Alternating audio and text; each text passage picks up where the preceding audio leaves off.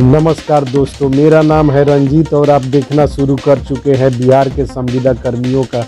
लोकप्रिय network news 444 news network.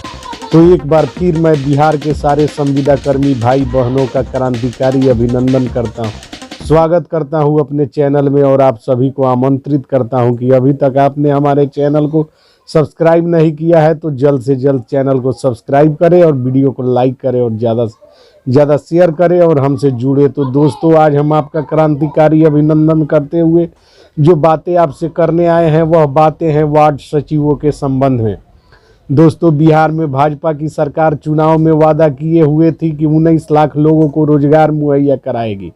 आज ward सचिव कह रहे हैं कि भाजपा तेरी खैर नहीं, नीतीश से कोई बैर नहीं। इसका कारण भाजपा के ही कुछ कथित मंत्री हैं जो अनावश्यक रूप से बयान देते पाए जाते हैं कि वार्ड सचिवों का तो चुनाव हुआ था, जबकि ऐसा कतई नहीं है।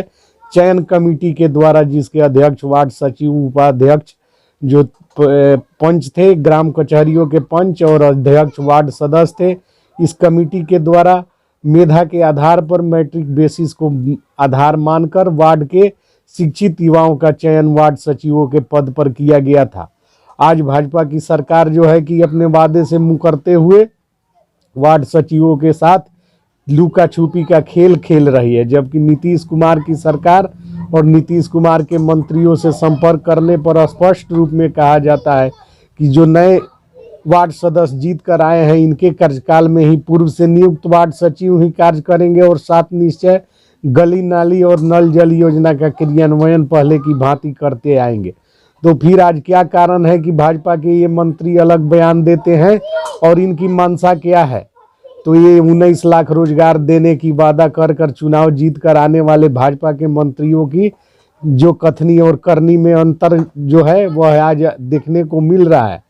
सभी लोग जानते हैं कि बिहार में बेरोजगारी चरम पर है। ऐसे में बहुत सारे जो युवा थे, जो कोई पढ़ाई कर रहे थे, कोई अपना शिक्षा छोड़कर तो कोई अपना व्यवसाय छोड़कर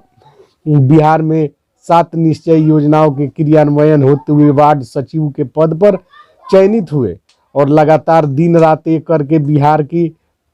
7 निश्चय योजनाओं का क्रियान्वयन बिहार के वार्डों में किए, जिसका परिणाम हुआ कि आज बिहार में शुद्ध पेयजल, पक्की सड़क और नाली का निर्माण हो पाया, जिससे नीतीश कुमार की सरकार भली भांति परिचित है और सरकार को यह पता है कि वार्ड सचिवों की क्या इसमें अहम भूमिका रही है। इसीलिए नीतीश कुमार से जब हमारे सूत्रों ने नीतीश कुमार के मंत्री और प्रदेश अध्यक्ष से संपर्क कर इस बारे में पूछताछ किया और उनसे जानना चाहा कि क्या वार्ड सचिवों को पद मुक्त किया जाएगा, तो उनका कहना था कि नहीं, वार्ड सचिव तो जो है कि पढ़े लिखे हैं और अच्छे कार्य किए हैं, इन लोगों को पद मुक्त करने की कोई योजना नहीं है। वहीं दूसरी तरफ भाजपा के मंत्रियों से, ऐसे मंत्रियों से जो अनुकंपा पर मंत्री बने हुए हैं, जिनका जो है कि कोई जनाधार नहीं है, वे लोग कहते हैं कि वार्ड सचिवों की तो नियुक्ति हुई ही नहीं है, वार्ड सचिवों का तो फिर से चुनाव होगा। जोर जुल्म के टक्कर में बिहार के नौजवानों का संघर्ष ही एक नारा है, संघर्ष ही एक नारा है। तो भाजपा के ये मंत्री जान ले कि वार्ड सचिव अब चुप बैठने वाले नहीं हैं। ये वही वार्ड सचिव हैं जिन्होंने पिछले कई वर्षों तक बिना किसी वेतन और मानदेय के सरकार के योजनाओं का क्रियान्वयन करते आए हैं और अब भाजपा के लोग ये चाह रहे हैं कि वार्ड सचिवों को पद मुक्त करके और कुछ ऐसे लोगों को उस पद पर चयनित किया जाए जो कि कठपुतली का काम करे और बिहार में भरपूर तरीके से घोटालों का श्रृंखला बनाकर मनरेगा जैसी योजनाओं के जैसे कागज में ही 7 निश्चय को निपटा दिया जाए। इसी षड्यंत्र को लागू करने के लिए कुछ मंत्री जो है कि ललायित हैं और वार्ड सचिवों को हटाने की बात करते हैं। हम जानते हैं साथियों कि वार्ड सचिव धैर्यशील, संघर्षशील और व्यक्तित्व के धनी व्यक्ति हैं। वार्ड सचिव कभी भी अपने मकसद में किसी के आगे झुकने वाले, थकने वाले और डरने वाले नहीं हैं। वार्ड सचिवों ने पटना की धरती पर संघर्ष करके और संघर्ष विराम करने से पहले यह साबित कर दिया था कि उनकी एकता जो है अखंड रूप से कायम है और कायम रहेगी। ऐसी स्थिति में सरकारें जो है कि उलझन में पड़ी हुई है कि वार्ड सचिवों को हटाया जाना संभव नहीं है। यदि वार्ड सचिवों के पद के साथ छेड़छाड़ किया जाता है तो बिहार में एक ज्वलंत क्रांति का उद्भव शुरू हो जाएगा और वार्ड सचिव आंदोलन करने पटना पहुंच जाएंगे और उसमें उनके परिवार के साथ साथ समाज के लोग भी शामिल हो जाएंगे, जिससे सरकार और ऐसे लोगों का खटिया खड़ा हो जाएगा। फिर किस बिना पे ये कुछ मंत्री जो हैं कहते हैं कि वार्ड सचिवों को हटाया जाना चाहिए, यह कतई उचित नहीं है। बिहार में बेरोजगारी चरम पर है, ऐसे में वैसे लोगों को जो रोजगार में कहीं लगे हुए थे, अपने रोजगार को छोड़कर, अपने शिक्षा को छोड़कर वार्ड सचिव के पद पर काम करने के लिए चले आए और उन्होंने सरकार की मानसिकता को पूरा करने का काम किया। अब उन लोगों को हटाया जाना इतना आसान नहीं है। सरकारें जो है कि दलाली करने का काम नहीं करे, भ्रष्टाचार बढ़ावा देने का काम नहीं करे। पहले से जो अनुभवी जो वार्ड सचिव हैं उन्हीं लोगों को इस पद पर रहने दे, ऐसी हम और हमारी मीडिया ग्रुप कंपनी के द्वारा हम मांग करते हैं। यदि फिर भी सरकार ने ऐसा कोई दुस्साहस करने का काम किया तो सरकार को न्यायालय में घसीट कर और नियुक्ति पर विराम लगाने का काम भी न्यूज़ 444 न्यूज़ नेटवर्क करने का मादा रखता है। और इसके लिए हमें किसी सहमति और किसी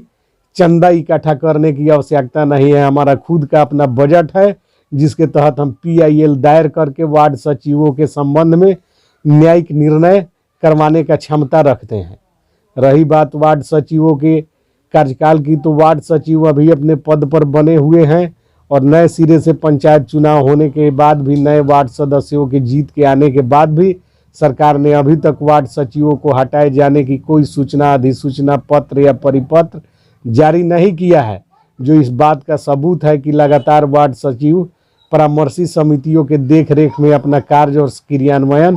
करते चले आ रहे हैं। ऐसे में वार्ड सचिवों के पक्ष में एक बहुत ही बड़ा यह साक्ष्य है, चूँकि सरकार के द्वारा अभी तक हटाए जाने का कोई भी पत्र जारी नहीं किया जाना इस बात को दर्शाता है कि सरकार भी चाहती है कि वार्ड सचिव अपने पद पर बने रहें। इस संबंध में जब हमारे सूत्रों ने माननीय मुख्यमंत्री महोदय के सूत्रों से संपर्क किया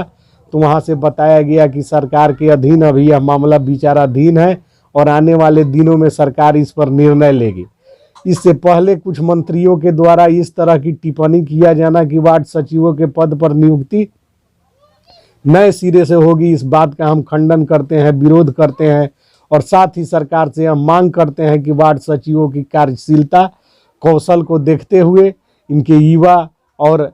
स्थायित्व को कायम करते हुए, इन युवाओं को रोजगार देने का एक अवसर प्रदान करते हुए, इन्हें लगातार सेवा में बने रहने का मौका देते हुए इनके कार्यकाल का विस्तार करें। क्योंकि बिहार में बहुत सी ऐसी पदों पर लोग कार्य कर रहे हैं जिसमें किसी का नियोजन 11 माह के लिए, तो किसी का नियोजन 10 माह के लिए, तो किसी का नियोजन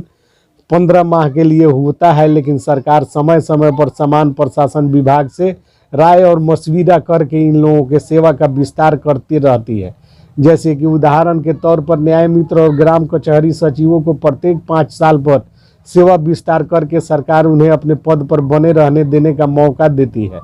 तो फिर वार्ड सचिव कहाँ से इससे अलग हो गए और कैसे हो गए?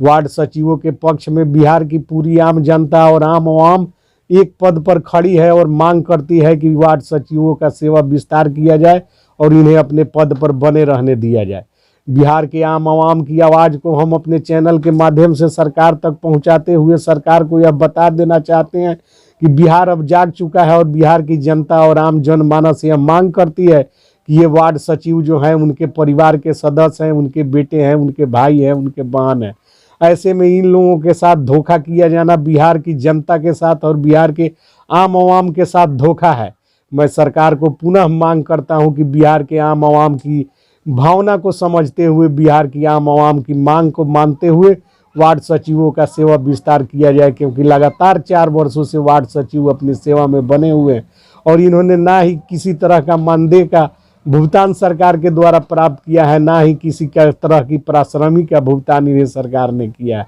ऐसी स्थिति में सरकार को भी सोचना चाहिए कि निस्वार्थ भाव से समाज का सेवा करने वाले ये वार्ड सचिव कौन है? ये तो बिहार के ही लोग हैं, बिहार के ही वोटर हैं और बिहार के ही भाई बहन हैं। तो फिर सरकार ऐसा कैसे कर सकती है? तो इन्हीं सब क्रांतिकारी अभिनंदन के साथ मैं वार्ड सचिव के साथ साथ सभी संविदा कर्मियों को अभिवादन करता हूं और सबको संघर्ष के लिए तैयार रहने के लिए आह्वान करता हूं। जो जुल्म के खिलाफ में संघर्ष हमारा नारा है। तो मिलते हैं अगली वीडियो में, तब तक के लिए जय हिंद, जय भारत, जय वार्ड सचिव, जय बिहार।